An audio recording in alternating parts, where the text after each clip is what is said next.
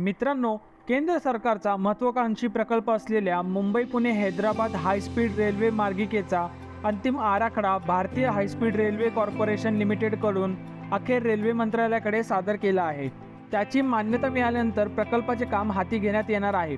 त्यामुळे हा प्रकल्प लवकरच मार्गी लागणार आहे। NHSRCLने देशभरात 8 ठिकाणी बुलेट ट्रेन सुरू करण्याचा निर्णय घेतला आहे। त्यामध्ये मुंबई नागपूर आणि मुंबई पुणे हैदराबाद असे 2 प्रकल्प आहेत। त्यापैकी हा एक प्रकल्प आहे। ही ट्रेन ताशी 250 ते 320 या वेगाने धावणार आहे। व्हिडिओकडे वळण्याआधी तुमच्यापैकी फक्त 1.5% लोकांनी चॅनलला सबस्क्राईब केले आहे, तर चॅनलला सबस्क्राईब करा आणि आपण वळूयात व्हिडिओकडे। मुंबई ते हैदराबाद सुमारे 711 किलोमीटरचे अंतर आहे। हे अंतर ही ट्रेन 3.5 तासात कापणार आहे।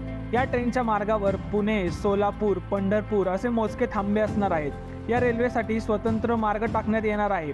या रेल्वेचा मार्ग PMRDAच्या हद्दीतील लोणावळा, देहू, सासवड या हद्दीतून जात, मात्र PMRDAच्या विकास आराखडा हा प्रस्तावित केला नव्हता। NHSRCLने PMRDAला पत्र दिले होते। त्याची दखल घेऊन PMRDAने प्रस्तावित विकास आराखड्यात हा मार्ग दर्शवला आहे। परिणामी प्रकल्पाच्या मार्गातील मोठी अडचण दूर झाली आहे। परंतु हाच मार्ग पुणे महानगरपालिकेच्या हद्दीत समाविष्ट झालेल्या 11 गावांमधील फुरसुंगी आणि लोहगावच्या हद्दीतून देखील जातो।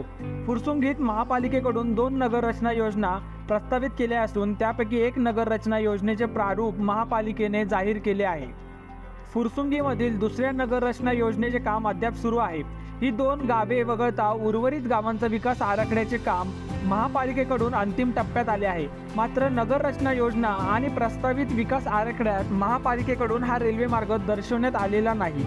महापालिकेने त्याला मान्यता दर्शवल्यानंतर सल्लागार कंपनीकडून या रेल्वे मार्गिकेच्या आराखड्याचे काम पूर्ण करून तो NHSRCLला सादर केला। त्याचे छाननीचे काम सुरू आहे। ते पूर्ण झाल्यानंतर NHSRCLकडून तो आराखडा रेल्वे मंत्रालयाकडे सादर केला आहे, असेही अधिकाऱ्यांनी सांगितले। या प्रकल्पाचा अंदाजे खर्च 14,000 कोटी रुपये आहे। तसेच ही ट्रेन 220 ते 350 प्रति किलोमीटर या वेगाने धावू शकते। तसेच या ट्रेनची प्रवासी क्षमता 750 असणार आहे। भूकंप झाल्यास आपोआप ब्रेकिंग सिस्टीम, तातडीने भूकंप शोध आणि अलार्म सिस्टीम अशी या ट्रेनची वैशिष्ट्ये आहेत। मुंबई हैदराबाद मार्गाची लांबी 711 किलोमीटर असून काही मार्ग एलिव्हेटेड तर काही भुयारी मार्ग असणार आहेत। तर मित्रांनो, तुम्हाला व्हिडिओ आवडला असेल तर चॅनलला सबस्क्राईब करायला विसरू नका।